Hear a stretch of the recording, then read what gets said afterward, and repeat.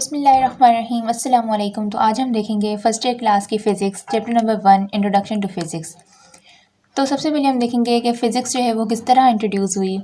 इंसान जैसे दुनिया में आया तो उसने अपने आसपास देखना शुरू किया, एग्ज़ामाइन करना शुरू किया चीज़ों को कि जो चीज़ें हो रही हैं, जो प्रोसेसेस हो रहे हैं वो किस तरह हो रहे हैं।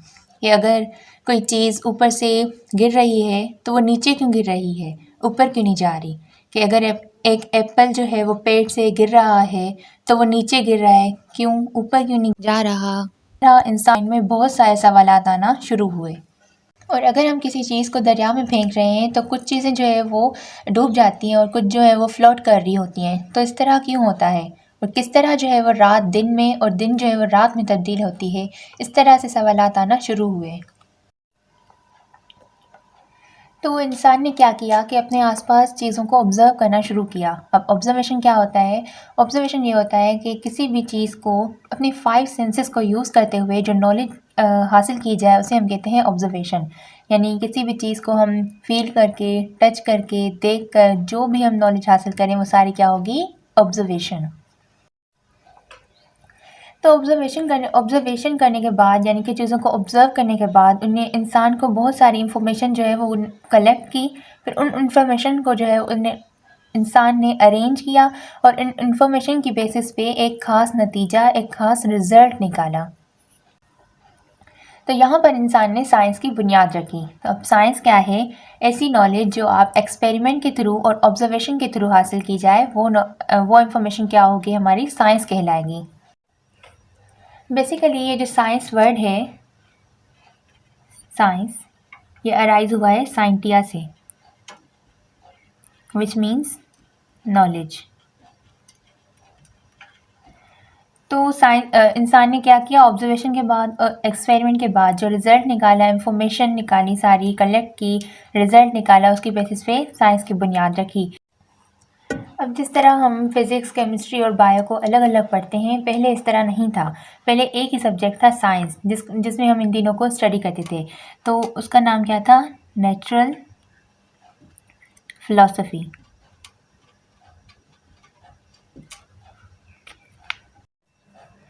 तो इस तरह आहिस्ता आहिस्ता इंफॉर्मेशन, नॉलेज बढ़ती गई।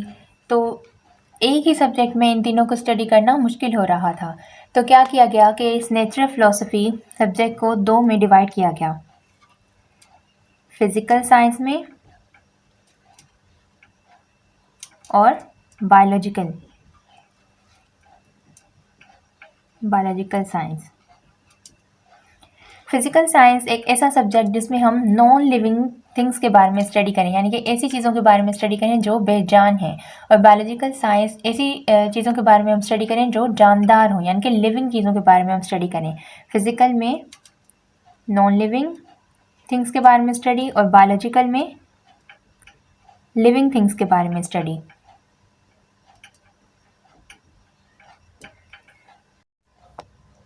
अब आहिस्ता आहिस्ता इन 2 सब्जेक्ट में भी इंफॉर्मेशन, नॉलेज जो है वो ज़्यादा बढ़ती गई। तो एक ही सब्जेक्ट में पढ़ना मुश्किल हो रहा था, तो इन सब्जेक्ट्स को भी डिवाइड किया गया। जैसे फिज़िकल साइंस को डिवाइड किया गया जियोलॉजी में, फिज़िक्स, केमिस्ट्री और एस्ट्रोनॉमी में। और बायोलॉजिकल साइंस को डिवाइड किया गया जूलॉजी, बॉटनी, बायोलॉजी और बहुत सारी ब्रांचेस में, जैसे माइक्रोबायोलॉजी और बहुत सारी ब्रांचेस हैं ETC। तो इस तरह जो है हमारे पास फिज़िक्स सब्जेक्ट आया। ठीक है, तो यहाँ से हमें मिली फ़िज़िक्स। अब फिज़िक्स क्या है? What is physics? अब हम इसको भी थोड़ा सा देख लेते हैं। फिज़िक्स जो है बेसिकली आपके बुक में लिखा होगा, एक ग्रीक वर्ड से आया है, ग्रीक वर्ड से ड्राइव हुआ है,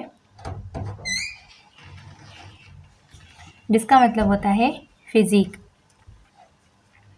ठीक है, इसको फिज़िक पढ़ते हैं, जिसका मतलब है नेचर। ओके, तो फिज़िक्स एक वर्ड है जो फिज़िक्स से निकला है, ग्रीक वर्ड मीन्स नेचर, यानी कि हम फिज़िक्स में नेचर को स्टडी करते हैं। तो क्या कहेंगे हम, what is physics? Study of nature. या अगर हम इसकी बुक वाली डेफिनेशन पे आएँ तो उसमें हम क्या कहेंगे?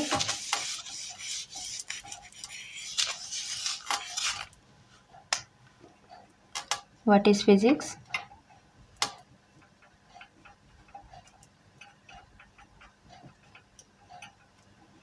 It deals with the study of matter and energy and relation between them.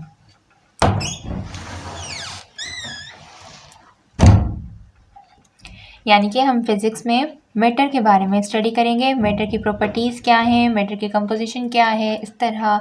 और एनर्जी के बारे में देखेंगे, कौन सी एनर्जी है और इन दोनों के बीच में क्या रिलेशन है, हम इसको स्टडी करेंगे। तो मैटर की अगर बात की जाए तो मैटर क्या है, तो हमारे आसपास जितनी भी चीज़ें हैं वो सारी क्या हैं, मैटर।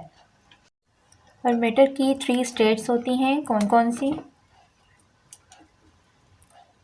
3 states: solid, liquid,